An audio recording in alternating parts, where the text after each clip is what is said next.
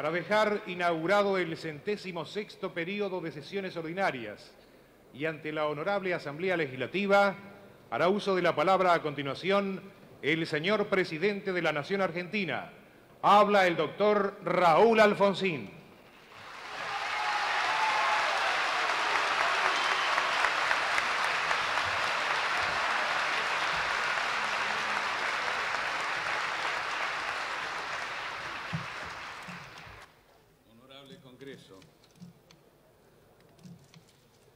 Los señores legisladores seguramente tienen sobre sus bancas el mensaje donde nos referimos a todos los aspectos vinculados a la tarea de gobierno en los distintos departamentos.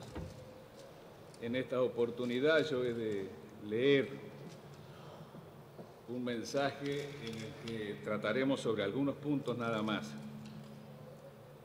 que creo conveniente expresarlo, pero que no tienen necesariamente mayor importancia relativa que los que obran en las bancas y en el mensaje escrito. Culmina un esfuerzo del pueblo argentino, solo parangonable con el llevado adelante en las luchas iniciales, tendiente a concretar la transición más definitiva de su historia, de la dictadura a la libertad, de la decadencia al desarrollo, del privilegio a la justicia, de la dependencia a su reconocimiento soberano, del centralismo al federalismo, de la arbitrariedad al Estado de Derecho. Cerramos un año más de gobierno con hechos positivos y realizaciones concretas.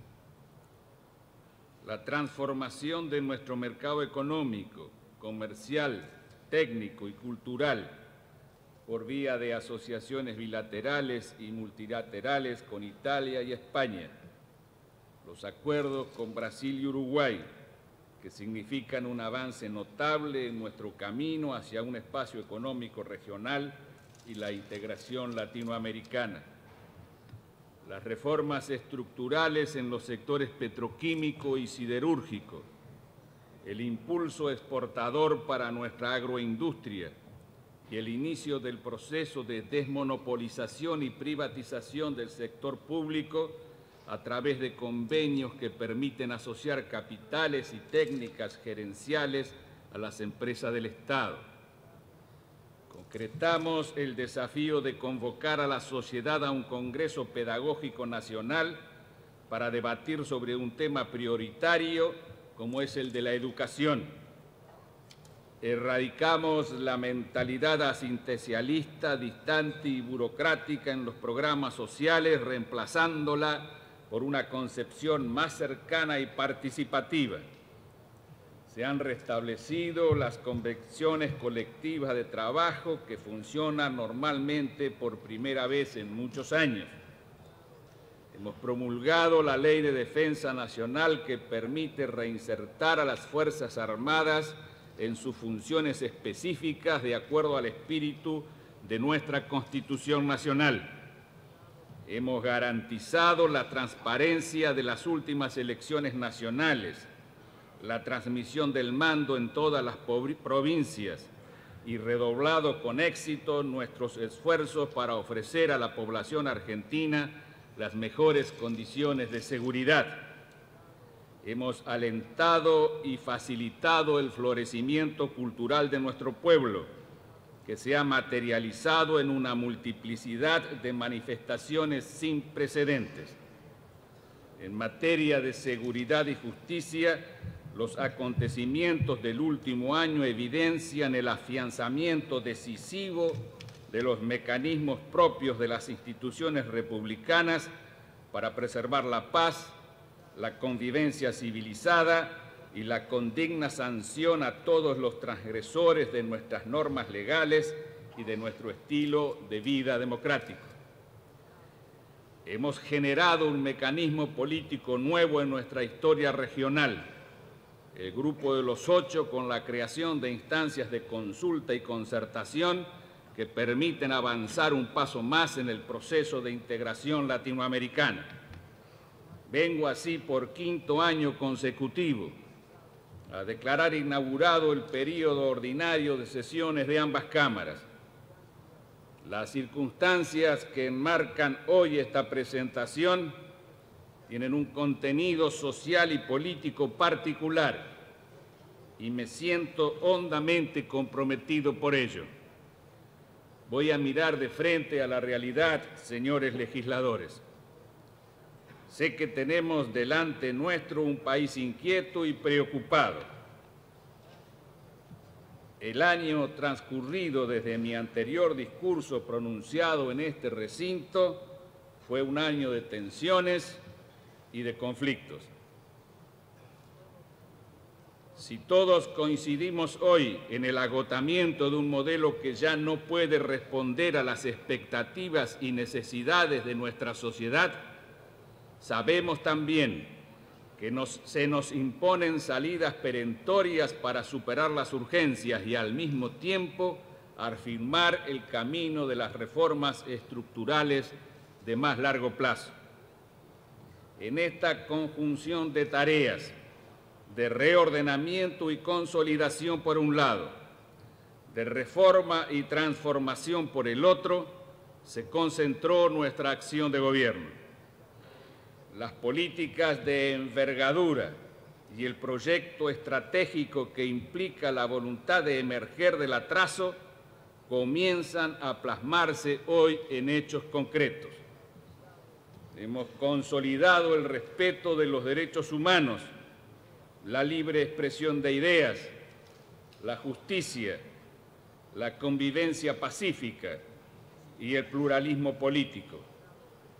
Hemos logrado recuperar la paz y estamos decididos a defenderla con firmeza y en el marco estricto de la ley contra todo intento absurdo de perturbación.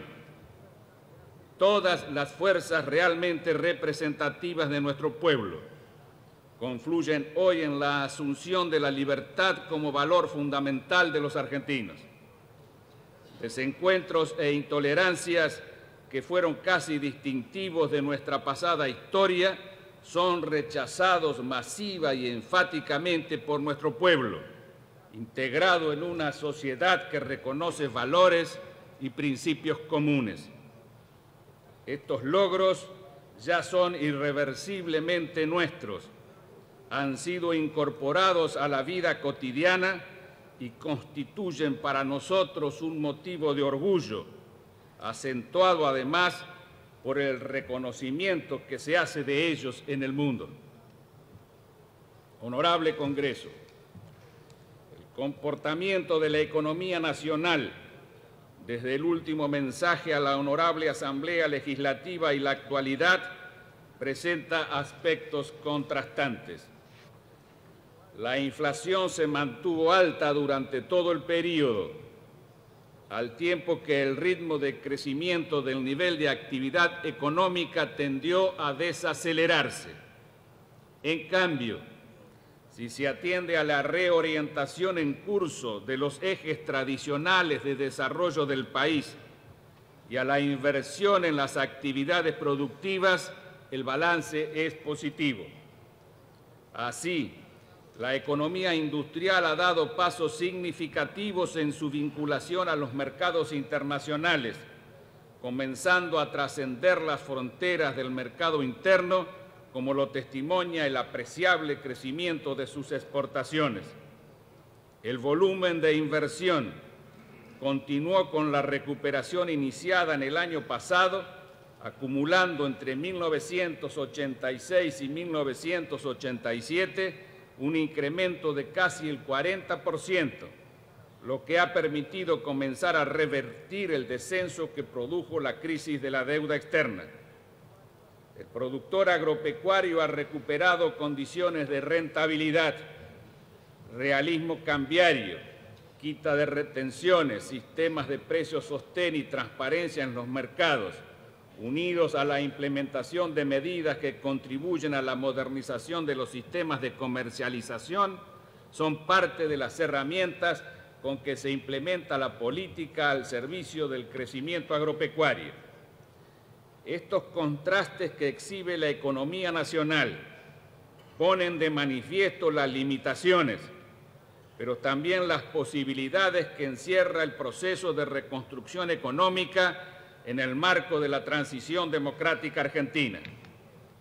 Corregir las primeras y consolidar las segundas es el compromiso que encara el Gobierno nacional, a fin de que el extraordinario esfuerzo del pueblo sirva para sentar las bases de un crecimiento más sostenido, una mayor estabilidad y un perfil de desarrollo del país más adaptado a los desafíos de la hora y a las aspiraciones de bienestar de los argentinos.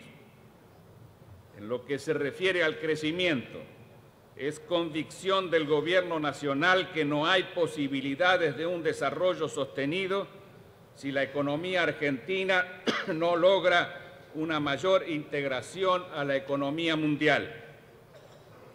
Los argentinos sabemos que la persistencia en el aislamiento y la búsqueda de vanas autarquías han ahondado la dependencia con respecto al exterior. Por eso nuestro primer desafío en la política exterior fue pasar del aislamiento a la plena y libre inserción de la Argentina en la comunidad de naciones. Hoy podemos decir con orgullo que hemos logrado plenamente ese objetivo. La acción internacional de la democracia nos ha devuelto el prestigio y ha estrechado nuestros lazos con el mundo. Contra aquellos que predican el alineamiento como método para recibir las dádivas del mundo exterior, hemos demostrado no solo que la dignidad nacional es compatible con el aprovechamiento de las oportunidades exteriores, sino que es la condición para ser respetado internacionalmente. La renovada presencia e inserción de nuestro país en el orden internacional no obedece a un hecho casual o fortuito, sino que es el resultado de la coherencia de nuestra política exterior que ha permitido recuperar la credibilidad de nuestra nación y ha reforzado la confianza en nuestras instituciones democráticas. Esta idea de unirnos al mundo permite también construir un nuevo horizonte para nuestra economía. De allí que hayamos puesto el acento en la promoción de las exportaciones y en particular de las exportaciones industriales. Los instrumentos ahora utilizados para favorecer una mayor integración de la Argentina al mundo han mostrado que el abandono de la estructura semiautárquica con la que hemos funcionado durante décadas no tiene por qué transitar por carriles traumáticos como sucediera en épocas no muy lejanas. El tipo de cambio alto que el Gobierno ha mantenido y se compromete a mantener y las demás iniciativas adoptadas han provocado un despertar en los sectores de la producción que, aunque opacado a veces por las dificultades de la coyuntura, es de todos modos visible cuando se presta atención a la respuesta positiva del campo y de la industria. Esta actitud está transformando el comportamiento de las empresas, merced a la puesta en marcha de nuevos proyectos, la incorporación de tecnologías y nuevas modalidades de gestión y comercialización. Estamos en presencia de una realidad promisoria que, no lo dudamos, se consolidará gracias al coraje y la creatividad de los empresarios argentinos. Esta transformación nos devolverá fuentes genuinas de acumulación y crecimiento, fuentes que a lo largo de una prolongada decadencia hemos ido perdiendo.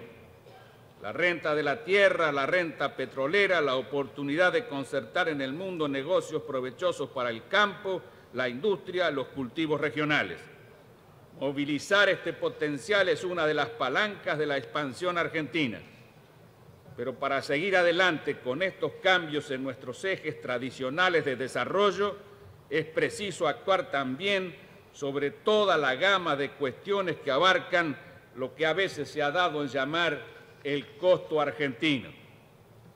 Por mucho tiempo, lo que se entendía por costo argentino incluía en primer lugar nuestra crónica inestabilidad política.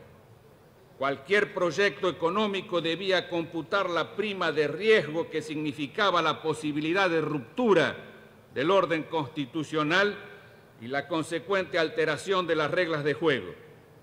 Hoy esta situación se ha modificado. La firme voluntad expresada por las principales fuerzas políticas y sociales del país en defensa de la experiencia democrática que iniciamos en 1983 nos permite asegurar que en lo que se refiere a esta cuestión, el costo argentino ya no existe. Quien quiera pensar en el progreso, quien quiera invertir, podrá hacerlo con la seguridad de que estas instituciones de la democracia tienen detrás una comunidad dispuestas a hacer de ellas el lugar natural para el crecimiento y el bienestar.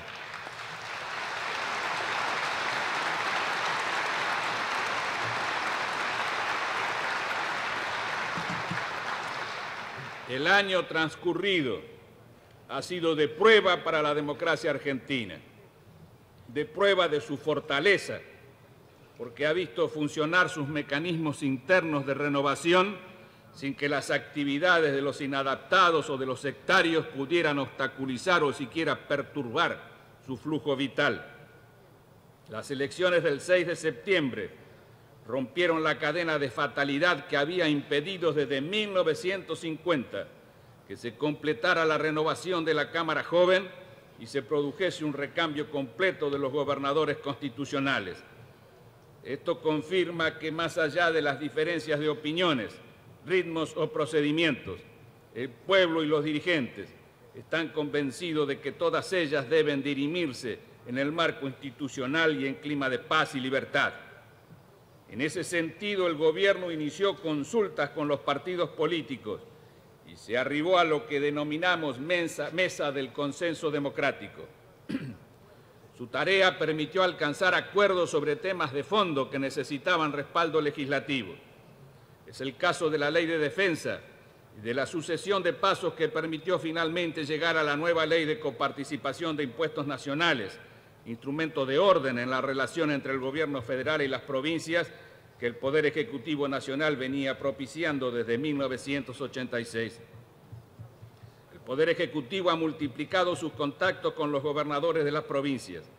A las distintas iniciativas de estos, el Gobierno Nacional ha sumado su decisión de crear una comisión interministerial encargada de relevar los asuntos que pueden ser materia de un programa de reformas federales.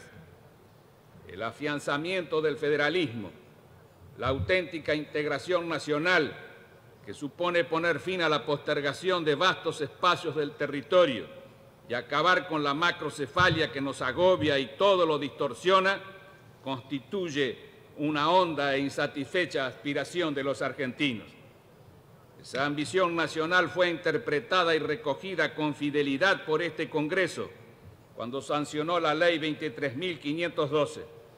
Un paso igualmente decisivo dieron las legislaturas de Río Negro y Buenos Aires, cediendo parte de sus territorios para la instalación de la futura capital de los argentinos en Diezma, Carmen de Patagones. Ese empeño transformador, mucho más que un mero cambio administrativo, ese propósito capaz de encauzar toda una política de descentralización, ese anhelo que exterioriza una colectiva voluntad de cambio, es no solo un compromiso asumido y señalado por los legisladores, es también una convicción profunda y un empeño del cual se enorgullece el presidente de la Nación. Pero aunque no faltan los que han querido confundirlo con una obsesión personal, desde la sabia sanción otorgada por los representantes del pueblo, ese proyecto, esa cara a ambición, esa invitación a la epopeya, está convertida en una ley de la nación.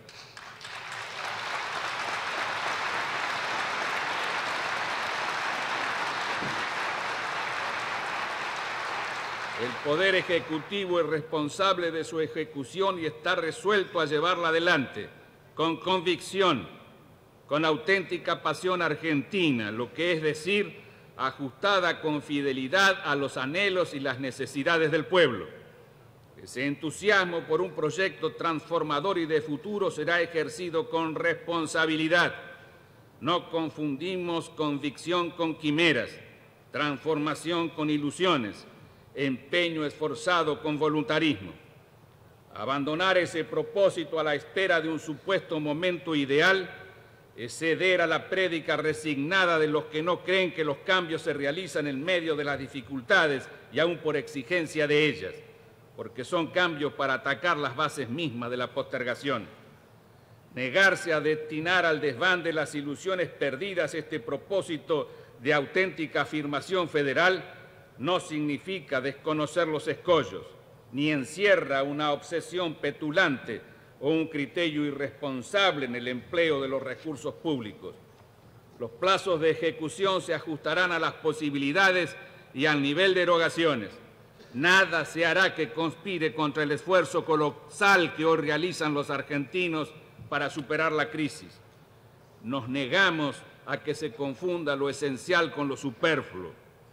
La batalla que seguiremos librando contra el gasto público, contra el Estado ineficiente, poco tiene que ver con una obra que precisamente apunta a servir de ariete contra una estructura injusta, contra una administración obsoleta, contra la concentración del poder político y económico. Los recursos que se destinarán al cumplimiento de la ley no constituirán una dilapidación, y aunque los plazos deban ampliarse y el ritmo de las obras no sea el deseado, quedará clara y firme la voluntad y decisión de ejecutar este empeño transformador. Lo contrario sería ceder a la prédica de los sofistas, que no por casualidad son los mismos que siempre han estado dispuestos a defender que todo siga como está.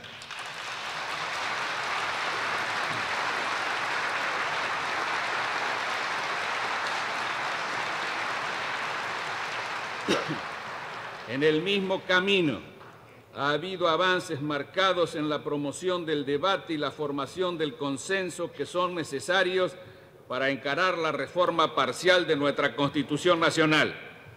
El Consejo para la Consolidación de la Democracia ha producido un segundo dictamen sobre modificaciones que nuestro texto constitucional requiere. Diversos partidos políticos y el Gobierno han constituido comisiones técnicas para estudiar la reforma. Cada vez resulta más claro que nuestro régimen político, que responde a un presidencialismo extremo, genera una dinámica de permanente confrontación entre los partidos que atenta contra la continuidad y eficiencia institucional requerida.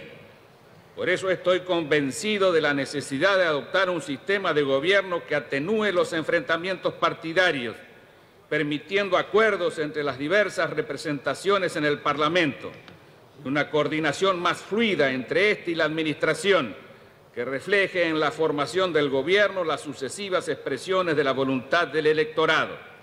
Necesitamos una Constitución que ofrezca cauces institucionales definidos para los conflictos políticos graves, que evite la personalización del poder, que incluya mecanismos más ágiles de sanción de las leyes y que incorpore pautas de descentralización del poder y de la participación directa de los ciudadanos en las decisiones que les conciernen.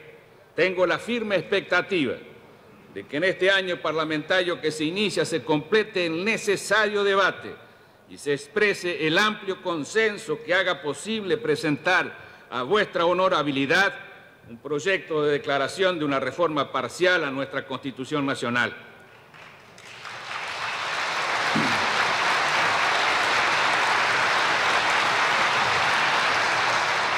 Otro aspecto decisivo de la consolidación institucional relacionado al llamado riesgo argentino reside en la lucha contra la corrupción de funcionarios públicos.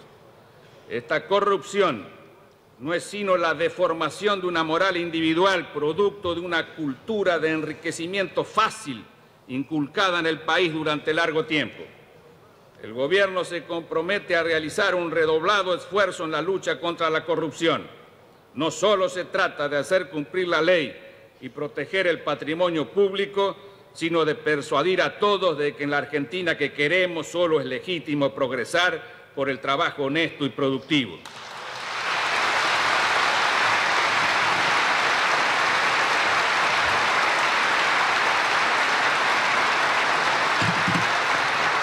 Del mismo modo, una justicia más rápida y eficaz es fundamental para el desarrollo y sostén de nuestro sistema democrático y nuestro crecimiento económico. Los extraordinarios avances realizados en estos años prestigiaron a nuestro Estado de Derecho, pero evidenciaron al mismo tiempo las graves falencias de nuestro sistema jurídico. En el año en curso, el Honorable Congreso debería tratar una serie de proyectos enviados por el Poder Ejecutivo que incluyen la reforma procesal penal tendiente a afianzar el juicio oral y público, la creación de 45 juzgados de trabajo y la justicia vecinal, que llevará la justicia donde hoy no llega, al ámbito del ciudadano, para resolver cuestiones típicas derivadas de su inserción en la comunidad. Pero hay otra cuestión importante que forma parte del costo argentino: la inestabilidad económica.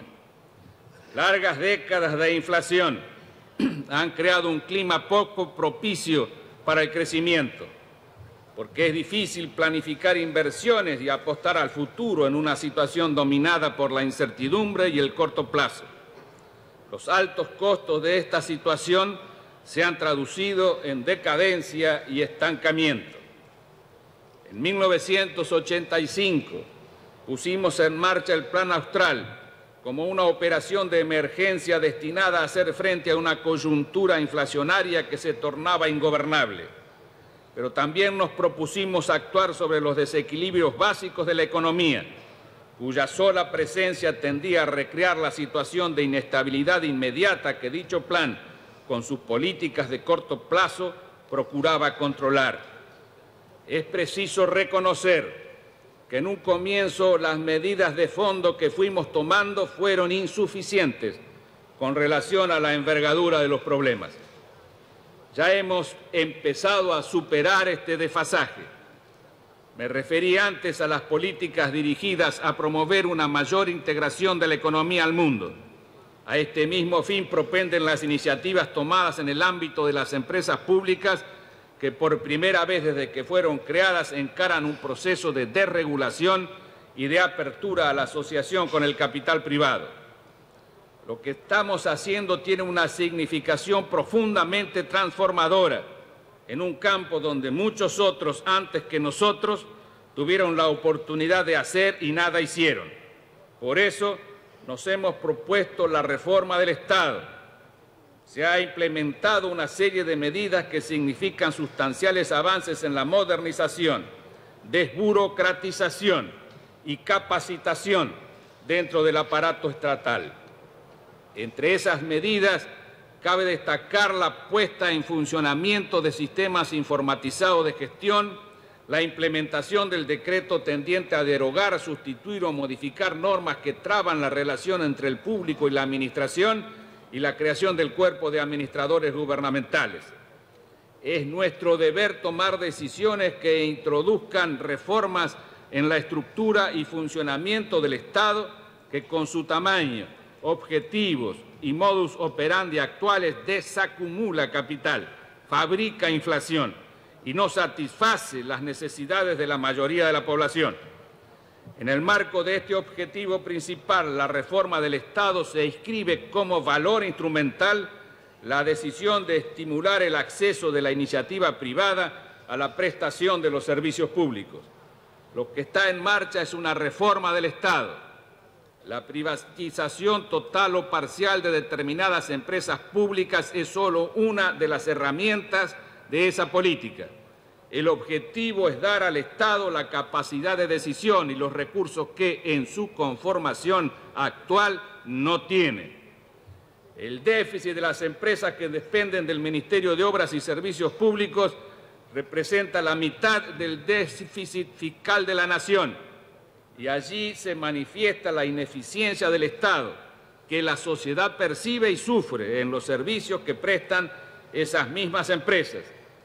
Gas débil, cortes de energía y otras deficiencias conocidas por todos son manifestaciones de la crítica situación de nuestro sistema estatal de servicios públicos. Por otra parte, estamos seguros de que la única manera de fortalecer las empresas públicas es capitalizarlas y dotarlas de eficiencia a través de inversiones genuinas que ni el Tesoro Nacional ni las tarifas por sí solas pueden aportarles. Es necesario renovar su equipamiento y posibilitar su acceso a las nuevas tecnologías, así como incorporarles capacidad gerencial actualizada que les permita un desarrollo empresarial creciente. Estos objetivos y estas políticas han permitido que en estos primeros meses del año hayamos avanzado concretamente en proyectos de asociar capitales y capacidad gerencial experimentada a la explotación de los servicios públicos. Aventados y superados los escollos que permanentemente han hackeado la tarea institucionalizadora, estamos procediendo a priorizar la eficiencia y capacidad de gestión de las empresas del Estado, proporcionándoles variantes asociativas que les aseguren aportes de capital de los que hasta hoy carecían. Por otra parte, debemos pensar en los usuarios de servicios que el Estado ha prestado monopólicamente a sus expensas porque resultan cada vez menos confiables y eficientes. Por ello, establecimos la libre concurrencia del sector privado en el área de actividad de las empresas dependientes del Ministerio de Obras y Servicios Públicos, excepción hecha de la explotación, industrialización y comercialización de hidrocarburos. Hemos entendido y lo ratificamos ahora que el Estado no tiene derecho de reprimir la oferta de servicios esenciales a la comunidad cuando no tiene la posibilidad de brindarlos. La sociedad ya no tolera que el Estado no deje hacer lo que no puede hacer en desmedro de una mejor calidad de vida.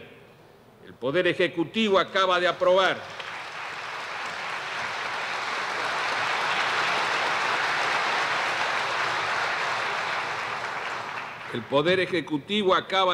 un plan para incrementar la producción petrolera. Los lineamientos generales del plan aprobado incluyen el impulso a la productividad de YPF, el impulso inmediato a la producción incremental y la firma de contratos entre YPF y empresas privadas que inviertan capital de riesgo. En un país con recursos gasíferos de tanta magnitud como el nuestro, desde hace décadas hemos visto cómo buena parte de esa riqueza era venteada ante la imposibilidad de canalizarla hacia los centros de consumo. Nuestra política se orientó a incrementar el máximo aprovechamiento de los recursos gasíferos, impulsando para ello un proceso de crecimiento acelerado tanto en gasoductos como en redes.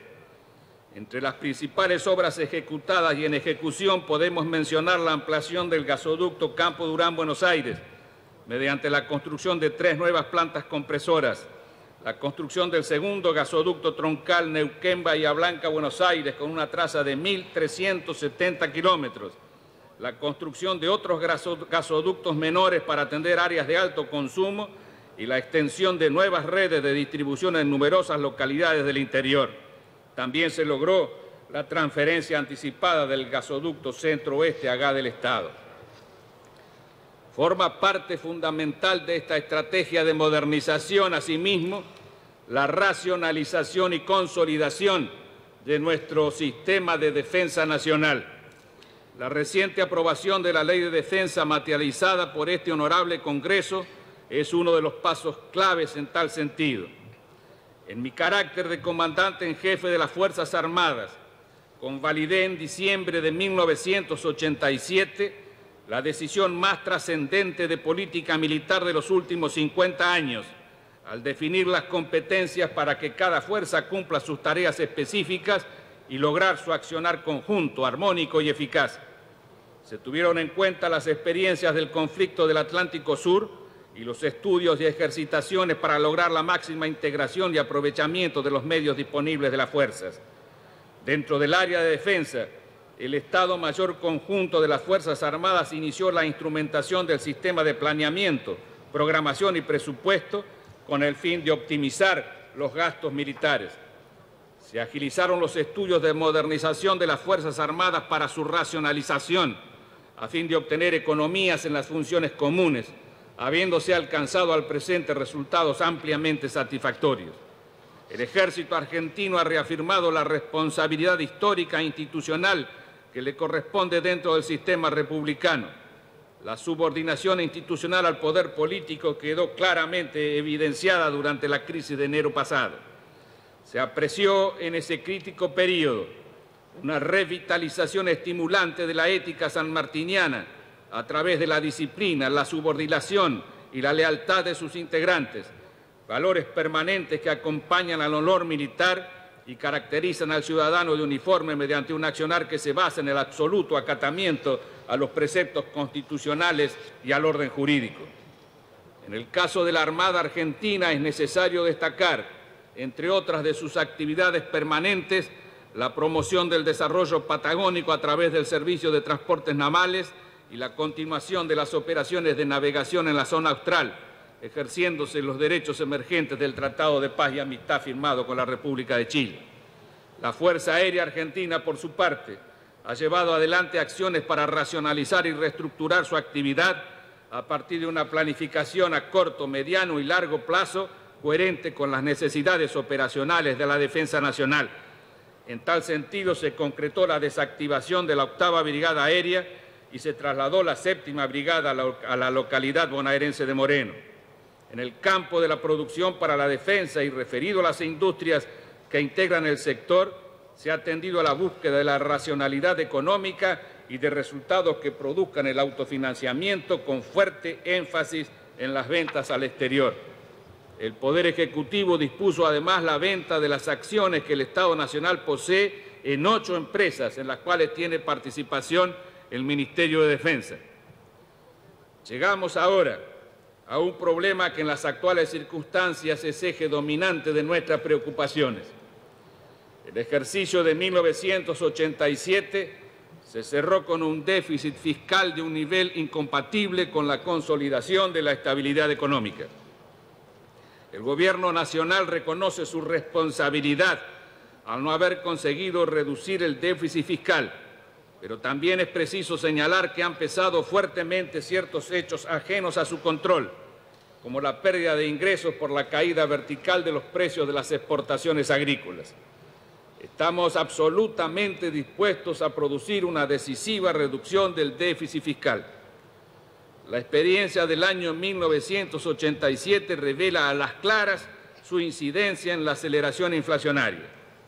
Enseña también que por dura que parezca una medida destinada a sostener el equilibrio fiscal, es siempre menos perjudicial para el bienestar y el ánimo público que los efectos disociadores de la aceleración de la inflación. El paquete impositivo que ha tenido reciente sanción legislativa no es suficiente. Esas medidas deben complementarse con una reducción del gasto público a fin de que el déficit fiscal sea compatible con los recursos disponibles internos y externos. Para lograr ese objetivo, el Gobierno Nacional ha decidido someter a una nueva revisión su presupuesto de gastos, dando expresas instrucciones en tal sentido a las diferentes áreas de la Administración y a las empresas y organismos descentralizados.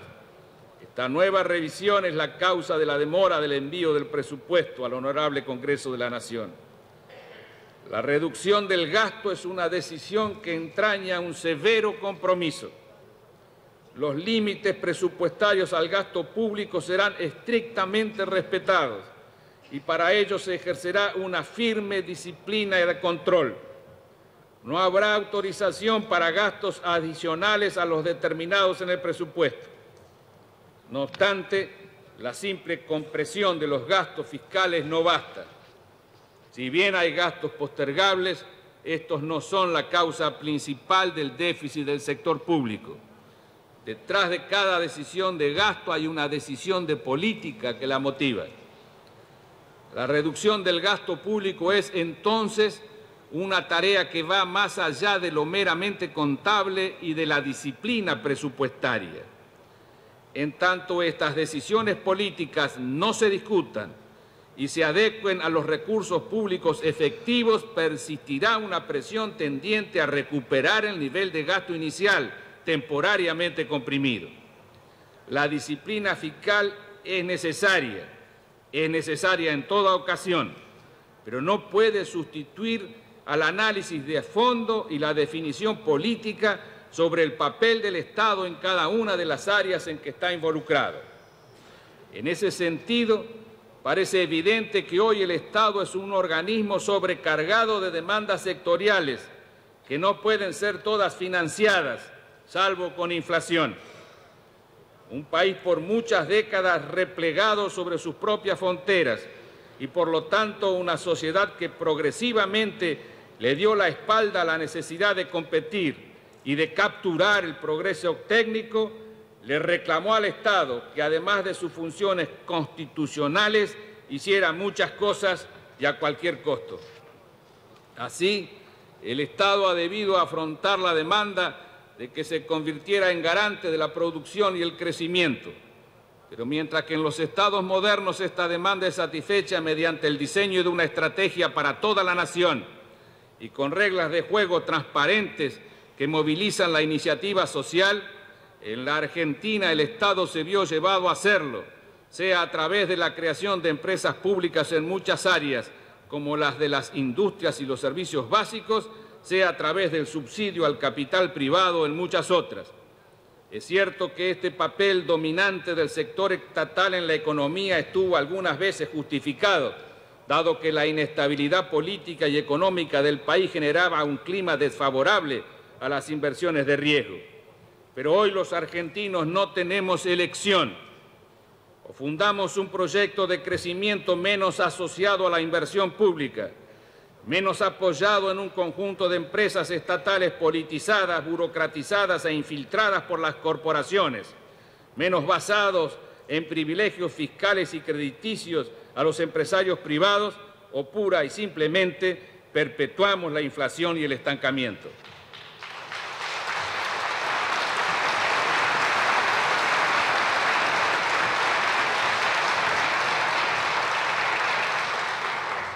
En una economía más integrada al mundo, que quiere crecer a partir del poder de compra de los mercados internacionales y no vivir del poder de compra de un sector público prácticamente en quiebra, estamos obligados a asignar los fondos del Estado con el máximo de eficiencia económica y el máximo de eficiencia social.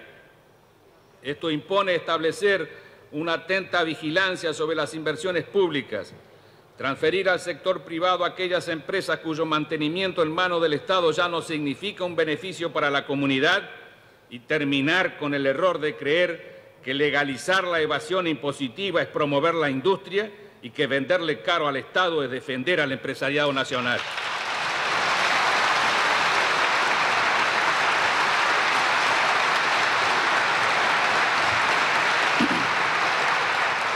Por el contrario, no puede haber en el futuro mejor Estado que aquel que planifique sus inversiones con independencia de presiones corporativas, ni mejor promoción industrial que aquella que a partir de la plataforma del mercado interno le habla a nuestros empresarios los negocios del mundo, ni mejor defensa del empresariado nacional que otorgarle una protección transparente y adecuada a un mercado menos regulado. También el Estado debe enfrentar la necesidad de garantizar la justicia social. En este caso, igualmente, un propósito válido fue dejando paso a una práctica distorsionada derivada de una mentalidad meramente asistencialista. Nuestra política social está dirigida a modificar esta mentalidad y lograr crecientes niveles de bienestar en el ejercicio práctico de la solidaridad y la participación popular. La Argentina, y es bueno que se sepa, es el país de América Latina que mayor proporción invierte de su Producto Bruto Interno en gasto y desarrollo social. Una gran parte de nuestra riqueza se destina así a atender a los jubilados, la salud, la educación, la vivienda, la alimentación del pueblo y a la promoción de su desarrollo individual y social. Quiero referirme ahora especialmente al tema de los jubilados. El Poder Ejecutivo Nacional ha convocado a la constitución del Consejo Asesor de la Seguridad Social, entregado por trabajadores activos, empleadores, jubilados y el Estado, que tendrá como función primordial y perentoria sentar las bases de un nuevo sistema previsional argentino, proponiendo reformas a la legislación vigente. Conjuntamente con dicha convocatoria se envía a este honorable Congreso para su tratamiento durante el presente periodo Un proyecto de ley cuyos aspectos básicos pueden definirse en los siguientes puntos. Retorno a partir del 1 de enero de 1989 a los valores históricos de los haberes jubilatorios, que alcanza la totalidad de los beneficiarios de los regímenes nacionales de jubilaciones y pensiones, dando cabal cumplimiento a lo dispuesto en el artículo 49 de la Ley 18.037.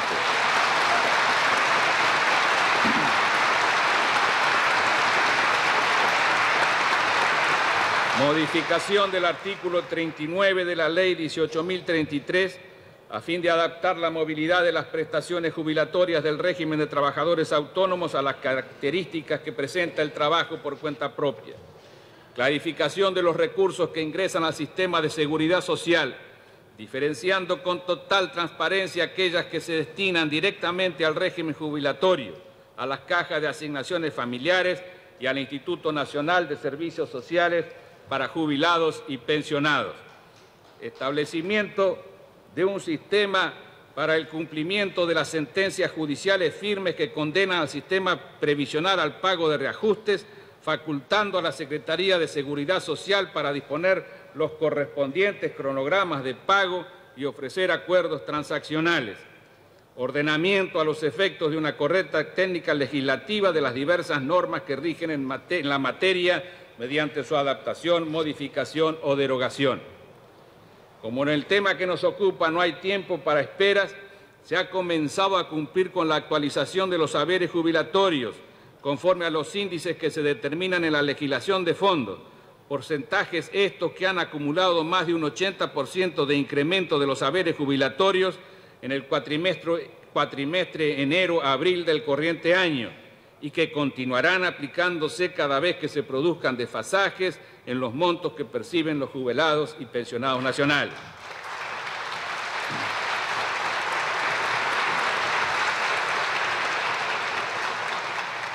También, a partir del segundo semestre del corriente año, se comenzarán a abonar las retroactividades determinadas por el Decreto 648 del 87 a todos aquellos beneficiarios que hayan prestado su conformidad al mismo. Asimismo, en el periodo que va de julio de 87 a abril de 88, la relación haber jubilatorio, salario al cese, se ha incrementado del 34% al 53% promedio de dicha relación. Mucho es lo hecho ya en el tema de la salud. Sin embargo, hace ya 4 años que estamos pendientes de un hecho fundamental, la aprobación de una ley sobre seguro de salud. El Gobierno presentó hace tiempo un proyecto que puede ser mejorado o cambiado, pero lo que la sociedad no puede tolerar es que no se apruebe ninguno, que los distintos sectores involucrados no se pongan de acuerdo y que millones de compatriotas no puedan proteger debidamente su salud.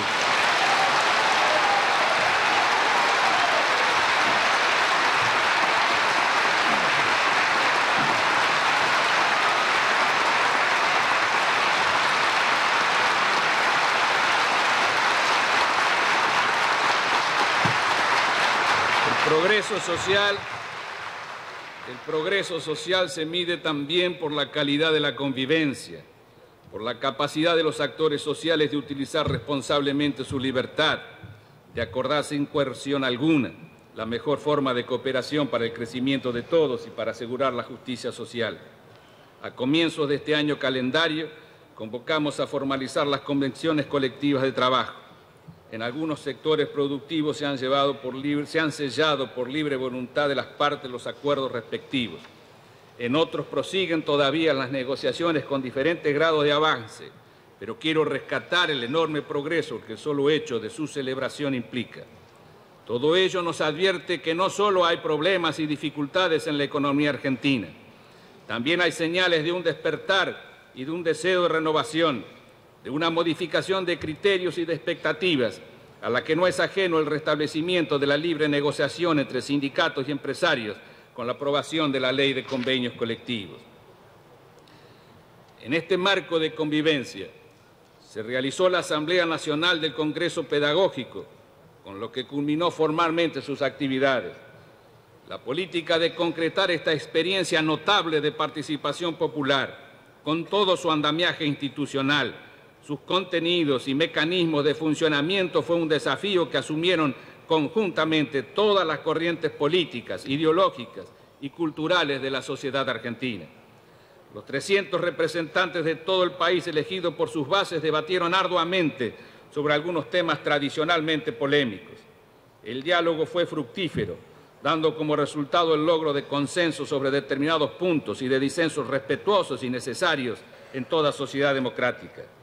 Esta búsqueda de acuerdos no desconoció el pluralismo existente y reflejó el esfuerzo y la madurez de una sociedad que trata de superar las falsas antinomias que nos dividieron históricamente. El encuentro de los representantes de las distintas jurisdicciones posibilitó el conocimiento y análisis de las realidades peculiares de cada una de ellas y un esfuerzo conjunto por encontrar soluciones que respeten estas singularidades. Convocar a la sociedad para opinar sobre educación fue un hecho nuevo en la historia del país que amplió el marco del debate reservado históricamente casi exclusivamente a los especialistas. La exitosa culminación de las distintas instancias del Congreso Pedagógico ha permitido demostrar una vez más que cuando el pueblo ejerce su legítimo derecho a participar, la fuerza y la pasión de las convicciones y los valores propios de toda sociedad democrática constituyen el único camino posible para avanzar con inteligencia hacia la unidad nacional. Esta unidad lograda con el esfuerzo de todos dará sentido a un proyecto educativo que la sociedad argentina necesita y reclama. Los cambios que aspira a lograr una política educativa en la sociedad democrática sin duda implican la extensión de la cobertura del sistema, el aumento de su eficiencia y el mejoramiento de la calidad de la educación.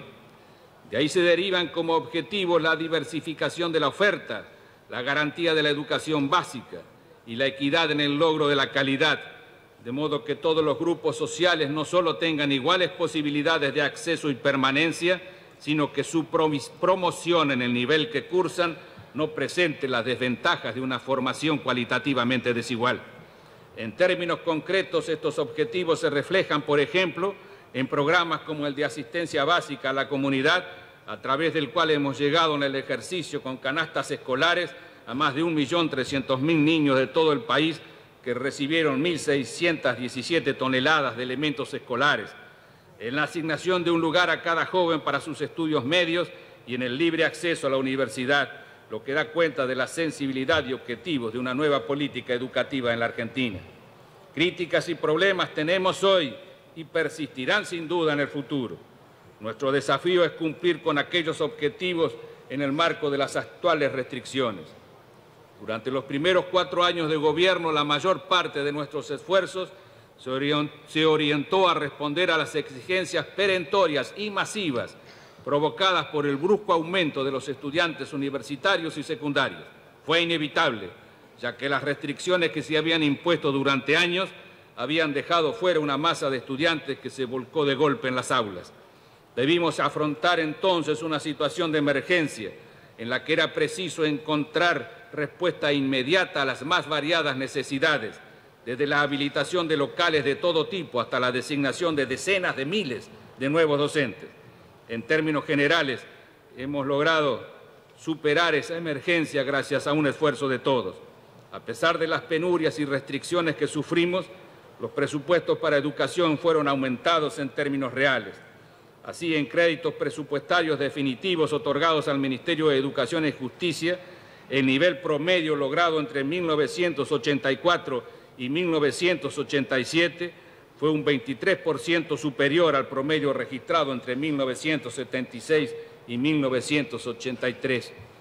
En 1987, respecto de 1986, los créditos presupuestarios destinados a la educación tuvieron un incremento real global del 20%, y en materia de construcciones el aumento llegó al 150%. Medido en relación al Producto Bruto Interno, la participación del Ministerio de Educación y Justicia de la Nación para el año 1987 fue del 1,92%, lo que significa la cifra más alta del periodo que va desde 1973 hasta 1987. Solo durante 1987 y en la órbita del Ministerio de Educación y Justicia de la Nación fueron creados 73 nuevos establecimientos educativos para dar cabida así a un 6% más de alumnos que en el año anterior y a más del 8% de docentes. En el ámbito de la educación superior universitaria y no universitaria, el incremento en la cantidad de alumnos fue de casi el 9% y el de docentes del 11%. Ahora que la población estudiantil tiende a estabilizarse, sin aumentos abruptos previsibles, entramos en otra etapa. En este momento pasan a primer plano la búsqueda de una mayor calidad, el empleo más adecuado y racional de los recursos y la exploración sistemática de soluciones a los problemas planteados por nuestra realidad. Desde este punto de vista, tanto el federalismo, como dato esencial de la organización política argentina, como la demanda de servicios de educación cada vez más variados y abundantes, marca una ineluctable tendencia a descentralizar su prestación. Así ha cambiado y así cambiará el papel que compete al Estado Nacional en el sistema educacional argentino.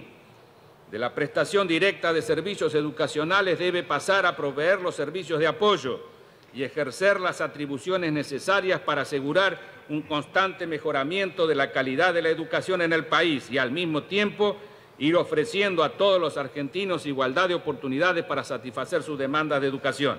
En suma, la educación en la Argentina vive hoy una doble transición.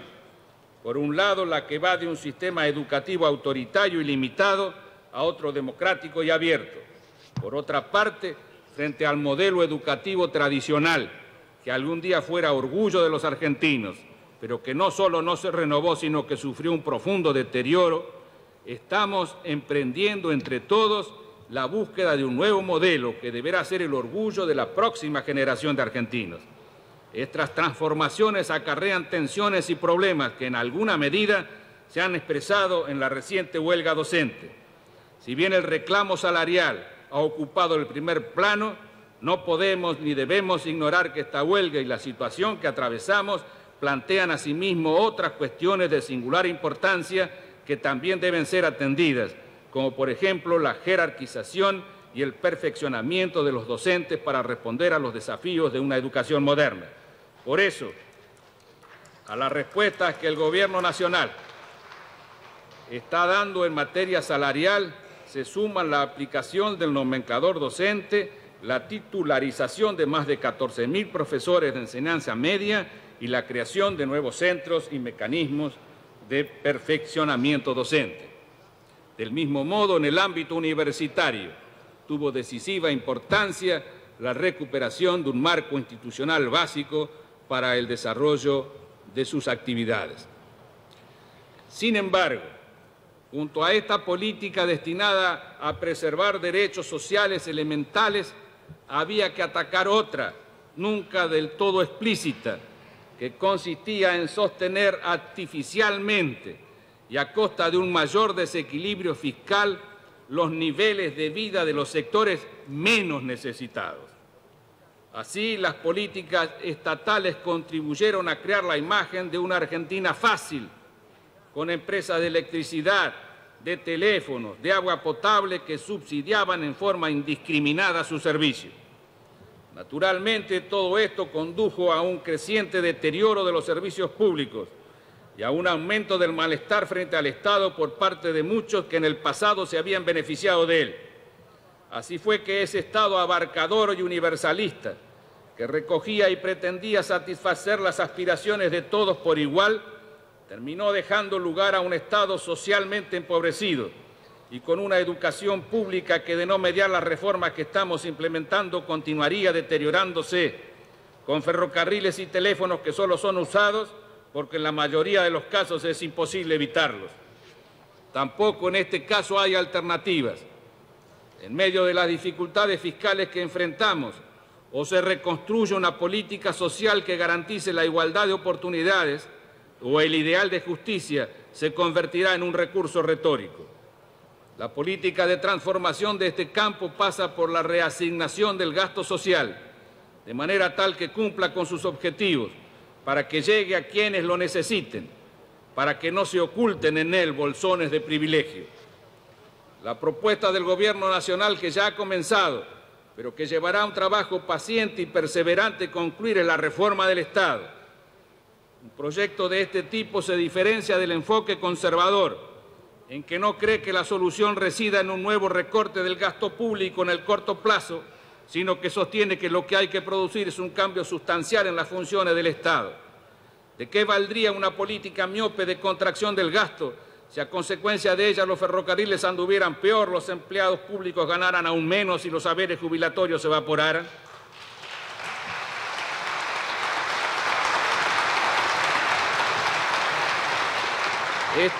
Este proyecto de reforma fiscal se diferencia también de la visión populista, puesto que al atribuir toda la responsabilidad del desequilibrio de las finanzas públicas a la transferencia de recursos que implica la deuda externa, niega erróneamente la crisis fiscal estructural y apela a recetas del pasado.